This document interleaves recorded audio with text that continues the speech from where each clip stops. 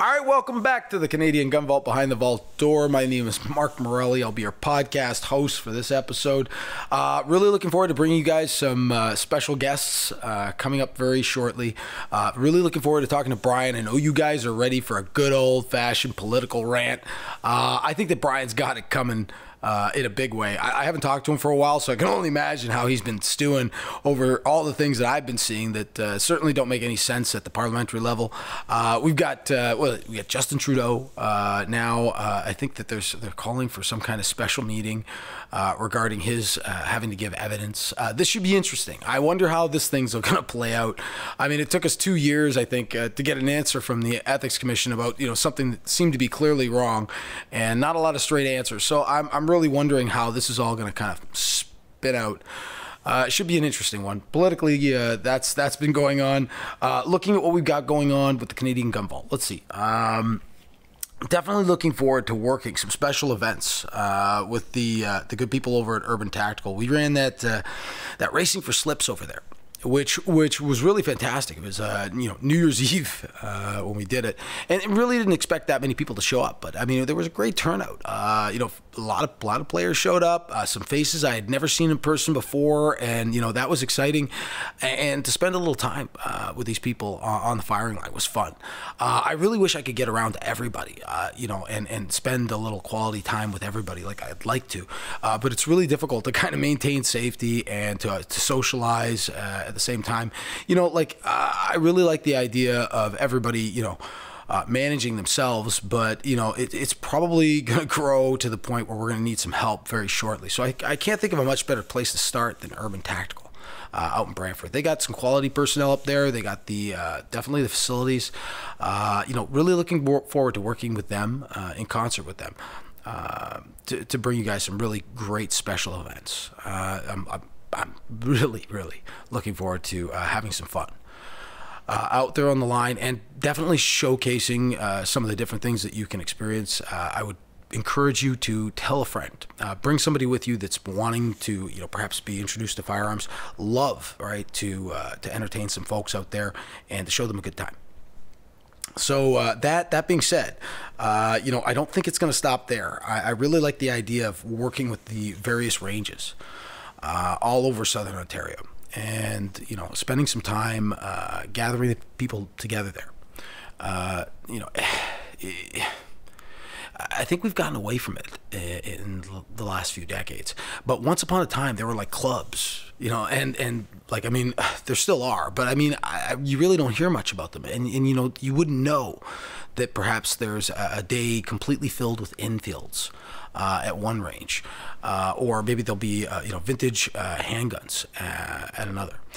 Metallic Silhouette is a big one. I'm really looking forward to spending some time with Pete Durant and discussing with him, exactly what Metallic Silhouette competition is, and what's available to the modern shooter. Because I mean, it's big in the U.S.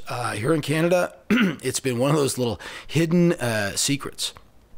Wonderful little secret that I think everybody should know about. If you have not tried Metallic Silhouette shooting, it's an absolute blast. I mean, the idea that you have these steel chickens, pigs, rams, you're shooting these little metallic silhouettes of these animals, and when you hit them, they go flying, and it's a lot of fun, to really focus and to slow down, and it's like the the perfect round of golf or something. Like, I mean, it's a lot of fun. And at the same time, it's very much dependent upon your proficiency with the firearm that you're shooting, and knowing where it hits at certain distances. It changes for every gun, but working those things out, either ahead of time and then just executing properly on the day of a competition when the pressure's on. It's a lot of fun, and yet it's very challenging. And I'm going to encourage everybody to try it at least once. I'm going to try and get everybody out to one of these events in the spring, so you guys can experience it. I would highly recommend that people come out for one of these. It's going to be a lot of fun, and it's not the kind of thing that I think you would miss. To spend a little time, with the different members of the community, to kind of meet and get to know these people a little bit better, you might find that there's some fantastic friendships just waiting to happen. The firearm community is a very inviting one. Things have changed, and certainly the stereotypical, redneck shooter doesn't really exist the same way it once did. They stand out a little bit more. I'm seeing a lot of people in their mid-30s. I'm seeing some young people. I love the young couples. I've seen some young couples in their mid-20s. They just love this, and it's very competitive, and it's a lot of fun, and it's a discipline, and it really does force people to be on their best behavior at all times. It really is indicative of the maturity level of the relationship, and that's something I've noticed. An increase. At the ranges is you're seeing a lot of boyfriend girlfriends out there, and I really find that exciting to see. That more and more couples would kind of clue in to this activity and would focus, on competing with one another and enjoying their time together. I love seeing the couples out there on the line. It's always, and I mean, I notice couples that shoot together tend to stay together, and that's something that I've seen a lot of too. Is husbands and wives that will say that they've been together like 25 years and they're shooting together. I think it's a great indication of one's maturity level in a relationship if you can kind of do that. Trust one another with guns. I think that there's probably a good chance that if you trust each other enough, around firearms, that you might get along well. Too, enjoying the same things. And I've seen some wives, outshoot their husbands, and it can leave sore spots. It's not the kind of thing that you would want happening to you on a regular basis, but it does happen. And I took somebody shooting just the other day, young lady. Well, she would argue no, but the truth is that I got around the line, and it took a little work, but once she got the fundamentals down, she was impressing the hell out of me. And I thought, here's somebody that hasn't done any shooting, and yet within a half hour's time of working with her, she's popping balloons with a hand pistol from the back of the room, and she's going the distance. She's sending that target all the way down to the very end of the track, and she's popping 6-inch balloons with a hand pistol, which is kind of cool at Urban Tactical. And found a way to really tap into a sense of achievement in that. I wanted to give her a big whack on the back and say good for you, but it's my buddy's wife, so I just kind of looked at her, smiled, and said, yeah, you got it. It was really a lot of fun and very rewarding for me to see somebody that hadn't really spent any time shooting, who by at the end of a very short period of time, they're very pleased with themselves, and I like being part of that. And so, to get people out on the line, and which we're doing all the time anyway, and not only introducing them to shooting, but leaving people with, a great impression of what kind of fun could be had out there. And, a lot of things happen. I always like to ask people, okay, you get it. This is an unsafe activity if you abuse it in any way or forget that you're doing something that's very dangerous potentially. There's really only two rules. Point the gun that way, right? Pointing downrange. Point the gun that way and keep your finger off the trigger, okay, unless you're going to shoot the gun. And if you can stick to those two rules, everything else will be gravy, right? As long as you don't point the gun anywhere other than that direction and you keep your finger off the trigger, we'll be fine. And to see people kind of nod their heads and go, okay, it's so easy to twist a hand pistol sideways, if you're forgetful that it is a hand pistol. And actually, once you begin to get comfortable with it, it's the kind of item that you could naturally kind of forget. And plus, if you've seen all the movies, people wave guns around all the time. It's not the kind of thing that you should toy around with. So, everybody on the firing lines, I think, is left with a very strong impression that the guns only point that way, and that's the end of it. And to keep your finger off the trigger unless you're going to shoot. And those are the fundamentals. And once people kind of grasp that, everything else just sort of flows from there. And so I've got this young lady on the line, and she's having a great time. And in doing so, I've kind of left her with a better impression of the firearm community and the things we love.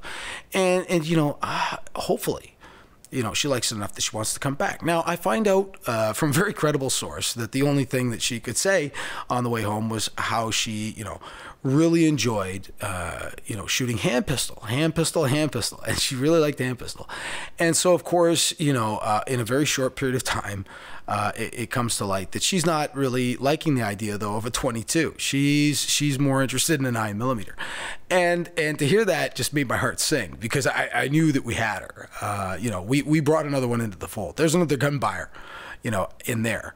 And it happens right away. I mean, honestly, once the determination is made that your wife, your girlfriend, your fiance has picked out her favorite gun, guys, it is your mission to get that thing to her as soon as possible. All right, don't let her forget. Right, it's coming, and to get her out on the line with her own gun, enjoying herself. That's really the goal, the end game. I see so many guys, cowering almost in fear of, what's going to happen when they announce their next purchase. Don't tell my wife. My greatest fear is that my wife is going to sell all my guns when I die for the, cost that I told her. Certainly there are going to be moments when you're going to have to, fly your next purchase past your significant other. And I mean, even the most understanding of spouses may say, like, when's enough? But, I like this idea instead. Why don't we take them shooting? Why don't we take them shooting en masse and show them a good time? And you know what? And if you instruct them right, and you make it fun for them, and you add a few different elements, that we sprinkle in to keep people really focused on their game while still having a good time. We're thinking that we're going to have a ladies' night soon. Certainly, it's not a brand new idea. I think ladies' night, has been around a while, but I like the idea of running ladies' night. I like the idea of getting together with guys with their significant others that may be open to the idea of pulling the trigger, but have never really gone through with it yet. Bring them out. I'm gonna make an announcement sometime in the not too distant future. We're gonna pick a location somewhere in the Southern Ontario area. We're going to definitely get ourselves into a range, and we're gonna run a ladies' night. And that means, guys, bring your fiancés, girlfriends, wives. Leave your ex-girlfriends at home, please. If you're thinking about bringing the one that you just had an argument with not that long ago, maybe leave her at home. Yeah, we don't bring her. I'm thinking instead, perhaps you bring your significant other that wants to maybe try it, and you're not sure maybe how to introduce her to it all. We can give a basic overview of what they can expect and some of the things that they can enjoy, and teach them properly. And I like to call it mentoring. I don't want to call it instructional. I believe that anybody should be able to receive instruction from somebody that knows what they're doing, hopefully. But I mean, just to mentor people through the process and to guide their steps. I mean, if people are willing to learn, I love the idea of sharing with them the things that I've learned over time in a very informal fashion. And what ends up happening is, if we create more shooters this way, like, I mean, if every wife out there decided that she was going to take an interest in what her man took an interest in, I could tell you'd have a lot more luck getting him interested in the things you like. Take up shooting, ladies, and you know what? He might just go to the ballet with you. Who knows? Be a good trade-off. For that next gun that you want to buy in a really, really bad way, you may want to agree to take her to the theater. It might not be a bad idea. But watching, husbands and wives shopping in gun stores is always exciting. I've seen my fair share of the ladies purchasing guns. I had actually a solid pick for a young lady that was in one of the gun stores I had stopped in at for a little bit. Was Firearms Outlet Canada, and I was there for a day or two. And I really enjoyed, spending a little time there with those guys. I'm really looking forward to working with them in the future. Certainly we have some great ideas, Fred and I, and it's looking to be a pretty interesting summer, I think, coming up. certainly for us here at the Canadian Gun Vault. But, where was I there? Ladies' Night. Yeah, not a new idea, but I definitely think one that we should explore a little more thoroughly. I like the idea of getting the ladies out. I mean, once you get the girls shopping for guns, I mean, it's a lot of fun. Certainly back to Firearms Outlet Canada in the day that I was there, a young lady had a choice between two different guns, and one of the ones that I picked, and definitely something that I think you ladies might be interested in. Guys, you might like this too if you give it half a chance. For the guys out there that are shopping for their next favorite gun, and maybe the one that their wife might enjoy shooting, take a look at the Glock 43. It's a little 9mm slimline sort of Glock, like a mini Glock, and it's really cool. They come with these Canadian-length barrels that stick out beyond the slide and frame. If you can get past a couple inches of silver barrel sticking out, I mean, it really actually does kind of look cool. If you let it grow on you a little bit.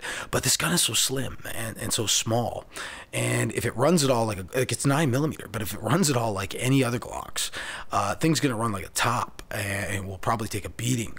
Definitely one of those guns that I think that people should take a look at to fit their wives' hands. It's the correct size, and with the just make sure when you pick it up you have the magazine in the gun, ladies, because there's this little groove that your pinky fingers it's in. Otherwise, if the magazine's gone, you're basically holding on to the gun with two fingers, your trigger fingers on the frame and your thumbs wrapped around the back strap. But I mean, it's not a lot to hold on to. Make sure when you hold it in your hand that you actually have the magazine in place. It's really a comfortable, cool little gun, and certainly one that I would recommend to people. So what else we got on? Well, this week, certainly I've got an opportunity to speak to Dean from the Select Shooting Supplies. Really looking forward to working with him as well. He's out in Cambridge and got a really nice, tiny little store. But it's definitely got a lot of what you need there. You can tell that Dean's a shooter. He doesn't mess around with too much fluff. And he makes good use of his space, and you don't feel claustrophobic in the store, and he's got a good selection. I'm liking what he's got going on there. So definitely check out Select Shooting Supplies, out in Cambridge. Great shop, good staff. Love the little lady in there, right? She's wonderful to deal with. The selection. Dean's got some interesting gear. There's no question at all. He's got a little taste of everything in there that I think people would enjoy. His handgun selection, it could be bigger, but you know what though? Hey, everybody starts someplace, and he's got the right stuff. There's no question that he's not monkeying around again with the fluff. So if you're looking for a good deal on your next favorite firearm purchase, definitely have a look at going down there. Going to be spending some time at Firearms Outlet Canada. I've agreed to meet Fred for a little bit of conversation. Definitely things are happening for us here at the Canadian Gun Vault. I think that a lot of people are seeing that now. Love you guys for listening. I can't thank you enough. And, getting down to see Fred is something that I've been meaning to do for a while. Fred's got a range being built in a new storefront connected to the old one, and they're going to migrate over to the new store. Looks good. I've seen some pictures. Really looking forward to getting down there sometime this week and speaking to Fred and taking a look for myself. Anyway, that's about all the time I have for this week's episode of Canadian Gun Vault's Behind the Vault Door. Hope you've enjoyed it, and as always, Canada, shoot straight, stay safe.